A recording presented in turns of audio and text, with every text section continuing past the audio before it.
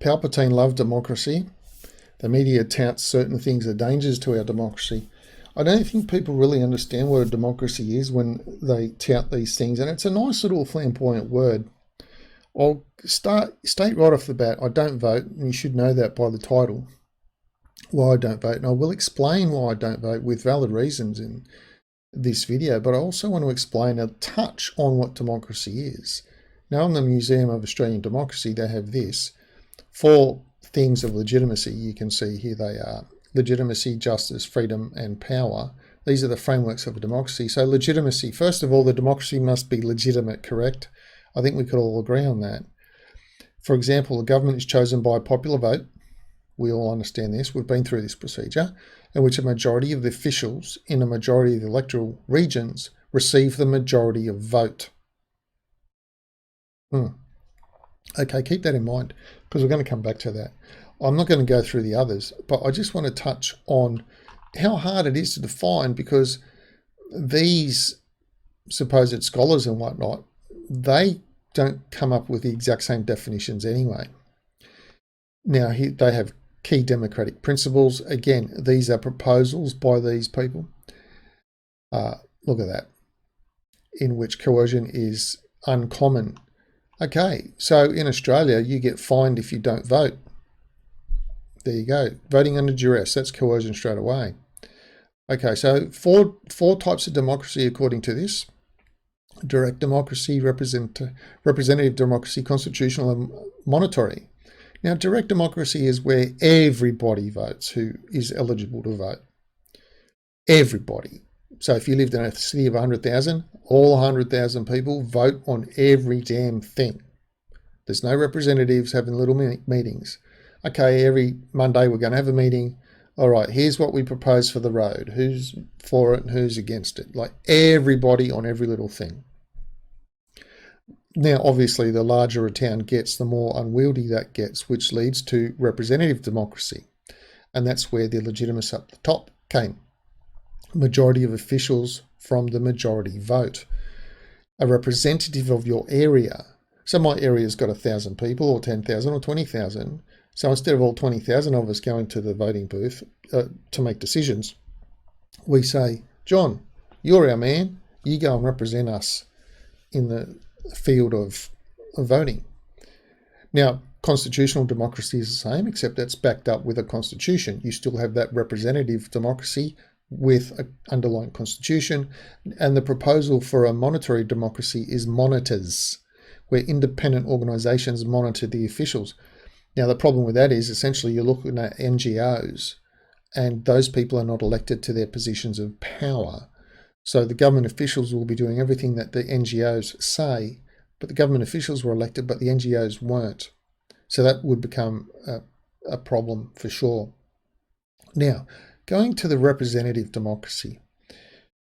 In the direct democracy, let's just say, look, it says here, this form of democracy is decision by majority rule, okay?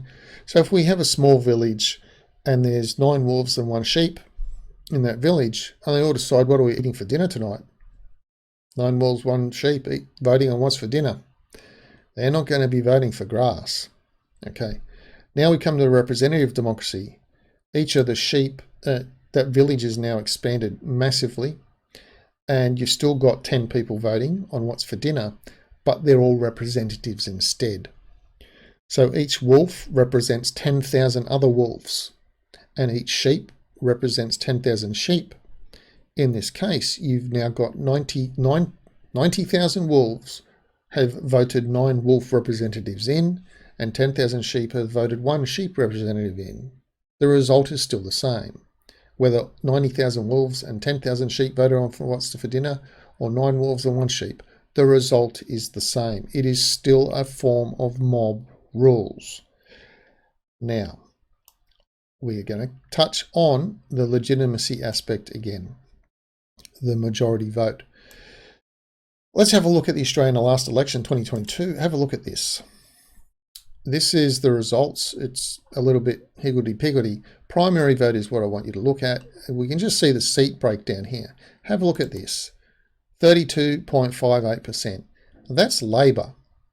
That's the number of percentage of number one votes that political party got, 32%.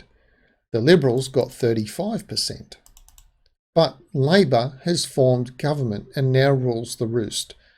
So here we have a system where 67.5% of the people did not want the party that formed government. Now, clearly, that they can form government in that fashion says to me there is something inherently wrong with the system. And here you can see how the seats break down in the House. Okay, but what does it also say? Majority vote. That's not the majority vote. Therefore, it's not legitimate. Ah, yes, but Australia legitimises it. How does Australia legitimise this garbage?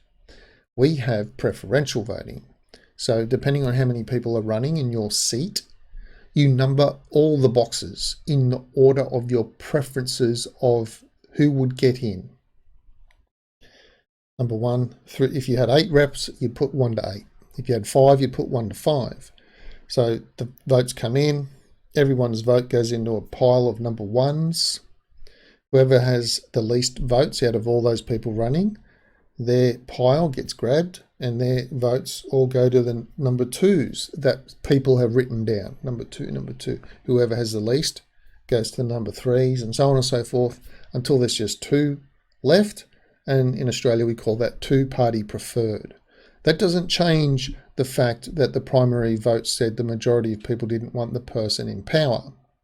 But because two-party preferred makes it seem like the majority did, legitimacy. Of course, it's not legitimate because... So this is the first reason why I don't vote.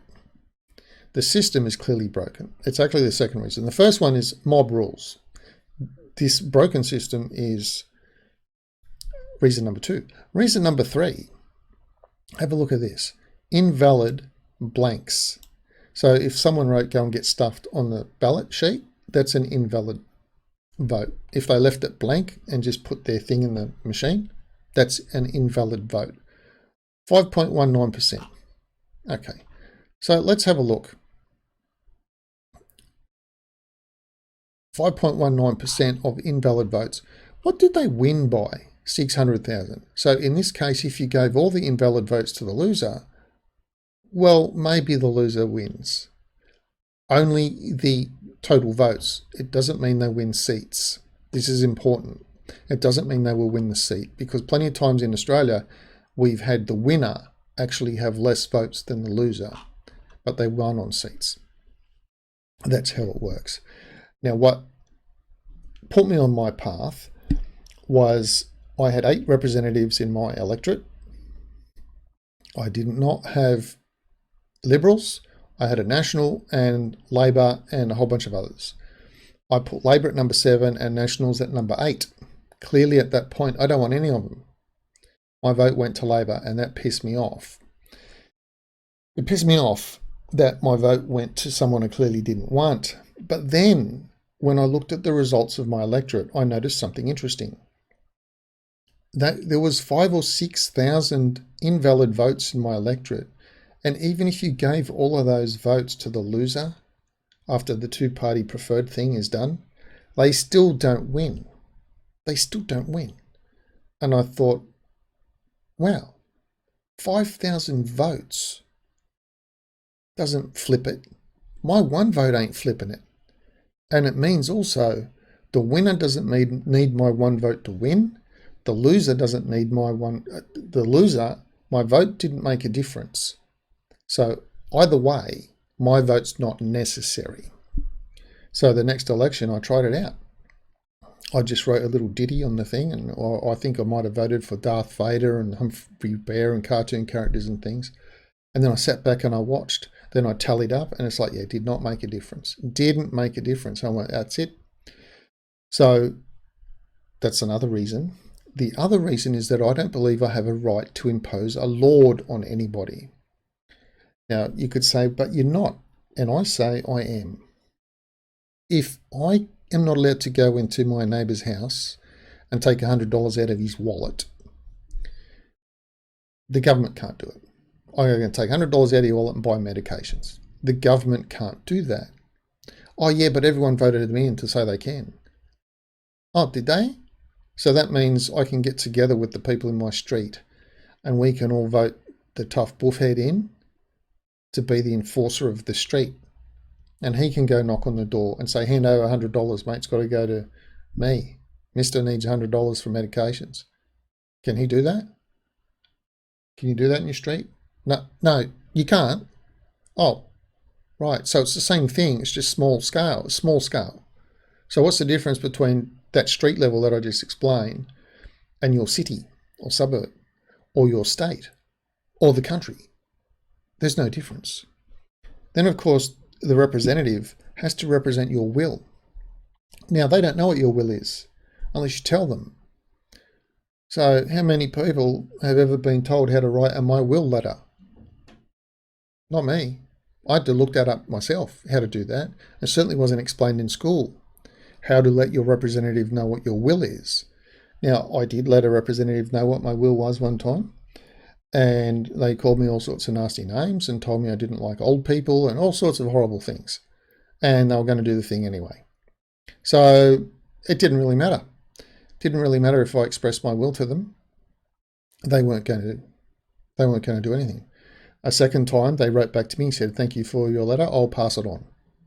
In other words, probably pass it to the round bin.